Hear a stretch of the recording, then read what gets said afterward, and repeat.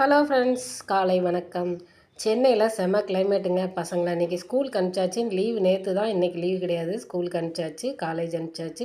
அவரை வந்து மெட்ரோவில் ட்ராப் பண்ணிவிட்டு அப்படியே என்ன பண்ணுறது, காலையிலே குளிச்சாச்சு, வேலையெல்லாம் முடிஞ்சு போச்சு. இனிமேல் அடுத்து என்ன பண்ணலான்னு பக்கத்தில் இருக்க சிவன் கோயில், பெருமாள் கோயில், அப்புறம் ஐயப்பன் கோயில் போயிட்டு வந்துட்டேன். இன்றைக்கி என்னென்னா குபேர பிரதோஷம்னு சொன்னாங்க. அது எனக்கு ஞாபகம் இல்லை, இருந்தாலும் நான் பக்கத்துலேயே குளித்ததுனால அப்படியே கோயில் போயிட்டு வந்துட்டேன். அடுத்ததாக என்ன பண்ணலாம் பார்த்தீங்கன்னா, 2 பேருக்கு இட்லி வாங்கி கொடுத்தேங்க, சாப்பாடு.